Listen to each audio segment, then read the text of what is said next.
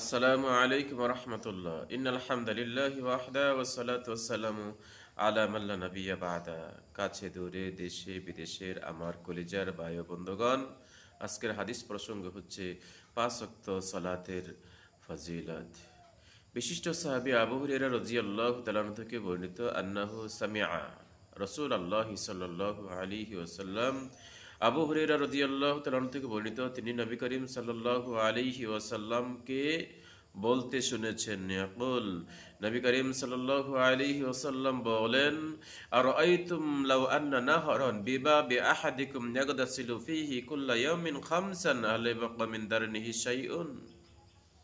নবী করিম সাল্লাল্লাহু আলাইহি ওয়াসাল্লাম সাহাবায়ে কেরামদেরকে বলেন, আরাআইতুম, তোমাদের কি ধারণা, তোমাদের কি অভিমত, তোমরা কি মনে করো, লাউ আন্না নাহরান, যদি থাকে কোনো ব্যক্তির বাড়ির সম্মুখে একটি নদী, ইয়াগতাসিলু ফীহি কুল্লা ইয়াউমিন খামসান, আর ওই নদীতে প্রত্যেক দিন যদি সে 5 বার করে গোসল করে, হালে বাকা মিন দারানিহি শাইউন, তাহলে কি তার শরীরে কোনো ময়লা থাকতে পারে?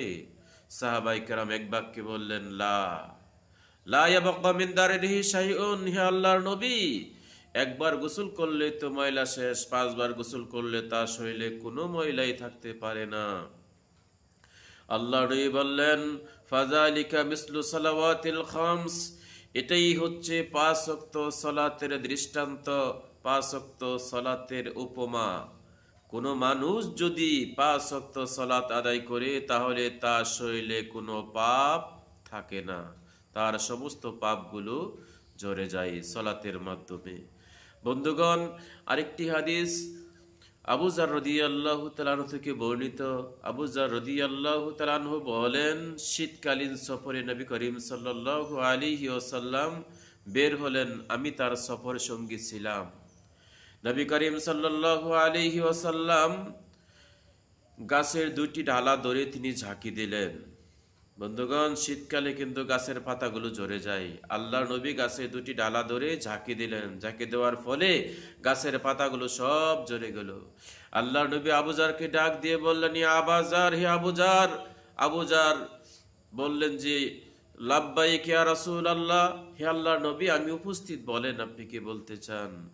আবু যারকে আল্লাহর নবী বলেন, আবু যার, তুমি দেখো এই গাছ থেকে যেমনি ভাবে পাতাগুলো ঝরে যাচ্ছে, এই ঢালাতে আমি ঝাঁকি দেওয়ার সাথে সাথে যেমনি ভাবে পাতাগুলো সব ঝরে যাচ্ছে।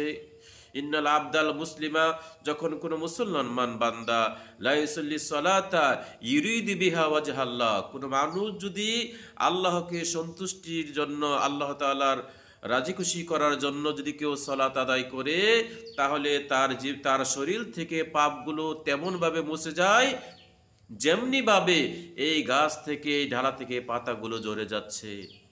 বন্ধুগণ, শীতকালে দেখা যায় কিছু কিছু গাছের দূর থেকে দেখে মনে হচ্ছে যে মনে হয় গাছটা মনে হয় মরে গেছে, মানে কি একটা পাতাও নাই।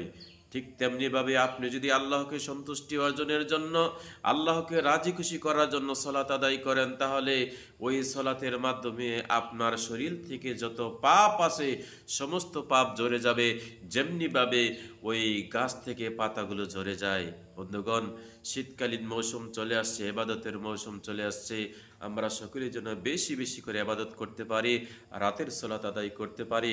আপনি যদি রাত 9টা 10টার সময়ও ঘুমান, এরপর আপনি 3টা 4টার সময় অলরেডি জাগনা পেয়ে যাবেন। ভাই, এই শীতের মৌসুমটা যেন আমরা হেলায় খেলায় নষ্ট না করি। এই শীতের মৌসুম হচ্ছে ইবাদতের মৌসুম। আল্লাহ তাআলা আমাদের সকলকে বেশি বেশি করে সালাত আদায় করে তার সান্নিধ্য অর্জন করার তৌফিক দান করুন, আমিন। আসসালামু আলাইকুম ওয়া রাহমাতুল্লাহ।